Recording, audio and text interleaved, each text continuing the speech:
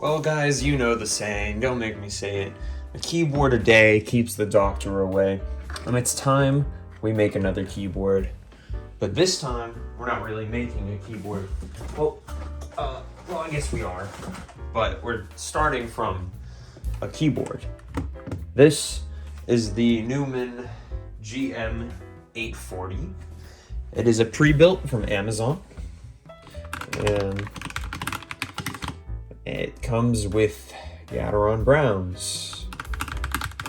However, this is a wireless 2.4 gigahertz, and it's a pre-built, and it's like $50. And guess what? It's hot swap, 3 and 5 pin. So we're going to modify this keyboard into something worthy of a wedding present. You heard me. It's going to be a wedding present. I'd really prefer if it had feet, but it was insisted that this was the starting point because, you know, I built my other friend that other keyboard based on the bigger Newman keyboard. The person this is going to was a fan of that one. So they were like, oh yeah, just do the 75% of that and just fix it up like you did for him. So we're gonna have to massively fix this one up.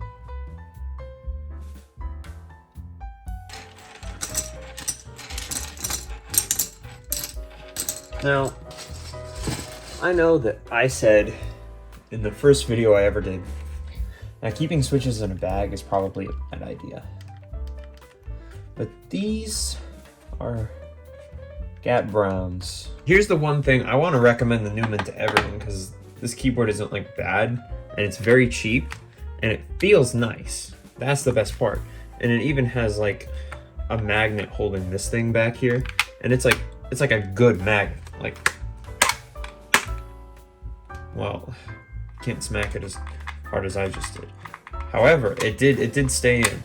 It comes with a pretty good, like, reachable typing angle, even though there's no adjustable feet. Newman, I'd like to see that. But it has 2.4 gigahertz, Bluetooth wireless, and it's hot swappable. And this thing, I probably paid like $40 for this thing. And it comes fully assembled, which is pretty crazy. But we're gonna use it as a DIY kit, which still for $40 is not bad. But the screws it uses are like these 5-prong screws. Luckily, I mean, I have the thing. I have it for my little screwdriver over here. But man, not everyone's gonna have that. They really could just use like regular screws, but they decided, no, we have to be quirky. All right, disconnected the battery. This is kind of just like thrown in there like that. All right, we're gonna need to do something to fill up this case. We do get plate foam, plus that's a plus, and it does make it so we can take all of these out without unscrewing any of the plate foam, which is good. We're going for something deeper and thockier. Just about sit right on top of those little poles right there, right? First, let's take all these out. Yeah, all right, let's throw it back in there and take out all the Gateron Brown switches. So I've realized there's actually nothing holding these guys together right now. It's legitimately held together by the switches or the screws and the plate. As for the ugliness over here in this corner, well, I said to never store your switches in a bag. However, some people like to ship them in there. I'm just gonna put these in this little gift bag for now. My dad said I should go to Dollar Tree instead because they have like the exact same shiz. Not really, but masking tape will work. It's just pretty thin. I might go to Home Depot. So here's our Dollar Tree haul. We got containers for the switches.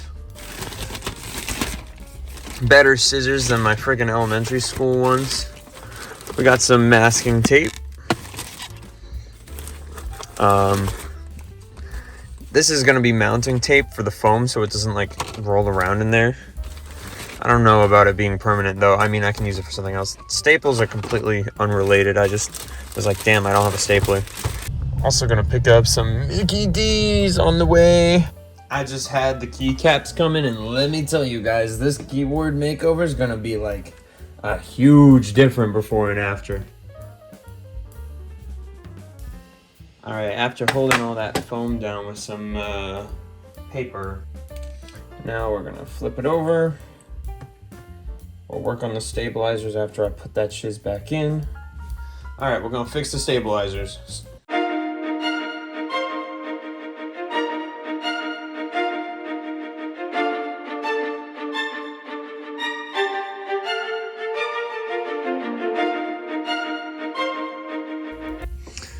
Alright, so they are wholly modded and band-aid modded. After that, we already have the board basically done, so then all we do is throw them in there and put the keycaps on. Alright, we got PBT cherry profile keycaps, and you're probably panicking right now because I said cherry, and you're like, wait, those are north-facing? And yeah, you definitely made that noise. Because yep, I got that GMK Macron PBT knockoff, you know, whatever. I like the PBT keycaps. We're actually getting some switches with long ball stems, which have, as they said, longer stems. And if you get a switch with a long ball stem, it actually adds a little bit more height to the keycap, so it doesn't press down and interfere with shiz. So yeah, it might like hinder the look of the RGB a little bit, but it shouldn't have interference, actually. I also want to clarify that the only reason we didn't do more on the other Newman keyboard was because that was my friend's, and we had like 3 hours. He brought everything over and we messed with it, and only like we had to leave after, or when I stopped filming there, we had to go. That's why the video was so short. I'm gonna lube and film this one switch so we know how it's gonna sound, because I'm getting more of them tomorrow. Then I'll just have 2 for testing purposes. After lube. Oh, and did I say film? Haha, I forgot. You can't film Akko switches. You can film any of the switches that have this style, but not this kind. I wanted to compare them to the jelly silvers. Well, it's the next day. And we got Akko cream yellows as requested. And I also got this 4-corner thing from Daiso because can't buy these pre-lubed. Gonna hand lube them. Can't really add film because of the way they're made. As you can see, just from the design on the box, that isn't like a 4-corner attachment of the top housing. It's like 2 sides that clip on, and it kind of makes it incompatible with switch film. Or, I don't know, maybe if you get like the thinnest switch film possible, it might be okay. But as far as I can tell, nobody's really had any luck with it online. Gotta say, I love the attention to detail, the Akko packaging. For like a budget switch, like I paid way more for the Gaterons, and they came in, they did come in trays, so it was nice, but like, this is like good attention to detail packaging. This is like if Apple made a switch. Alright, I'm a little more than halfway through opening all of them. I know, right? But hey, after I open all of them and I have them separated, it'll be easy. But let me tell you something about Akko switches, right? This is how they're supposed to open, but pressing them down like that just isn't gonna work. Or maybe it does on other ones, but if you have a similar issue and it's taking forever to open, do this. Open one side, press it down, flip it around, and just use the same other side to open it up, and boom. This has been making the process so much faster, so much easier.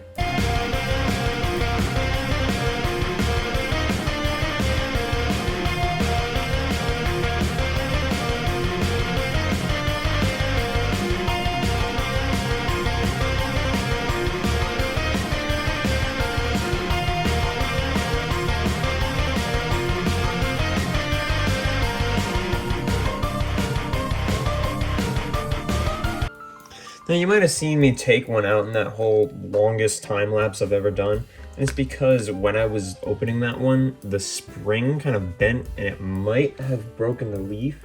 I'm not sure. This is that one. So I kind of Franken switched it with a Gat Brown spring. It doesn't sound much different, but this is what happens to the other spring. It's kind of, it might be dead, so. All right, I've been doing this forever, so let's get on those keycaps.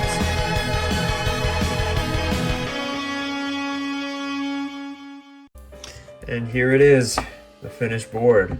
Listen to it.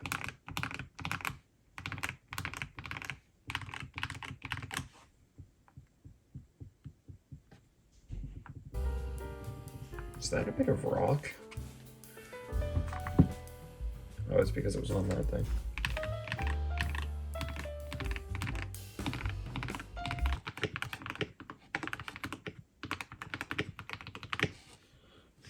All right, let's plug this shiz in and see what works and doesn't work. Oh, right, it's on the other side. I was like, what? And heck. Wow, that looks really good. I mean, the flicker on the screen is not here in real life. I see that on the camera though. But wow. This turned out way better than I thought it would.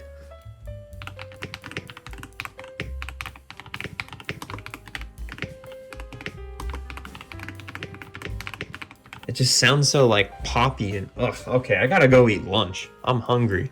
Anyways, thank y'all for watching and hopefully this is a cool keyboard and I'll update you on if she enjoys it.